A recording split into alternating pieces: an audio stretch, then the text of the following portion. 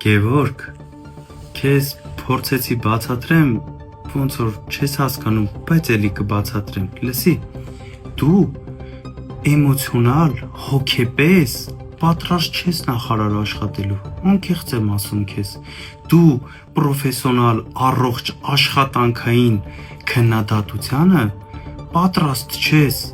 Տանում ես ինչ-որ անձնական դաշտ, մարդիկ հաց են կերել, հա, հաց են կերել, կուշտ են, աշկները կուշտ է, մեզ բոլորիս կուշտ ղեկավար է պետք, որ մեր մնացած բոլոր հայրենակիցներն էլ կուշտ լինեն։ Լսիր, քո խմբակցության անդամների նկարները 18-ից առաջ ու 18-ից հետո հիմա որ նայում ենք, տարբերությունները շատ է։ Դու որ մտել ես ՀՀԿ, մտար, հելար, երևի մի բան չստացվեց, հետո մտար ՔՊ, չկշտացար, հետո ՔՊ-ում ուրիշ տեղ մտար, դարար նախարար, չեք կշտանում, ոնց որ երևում է դուք դեռ չեք կշտանում։ Լսի, բան ու գործը թողած, առավոտի ծիրիկուն վիդեոներ ես նկարում, դու սուպերմարկետի գները տեսել ես, գնա գործովդ գոնե զբաղվի։ Լսիր,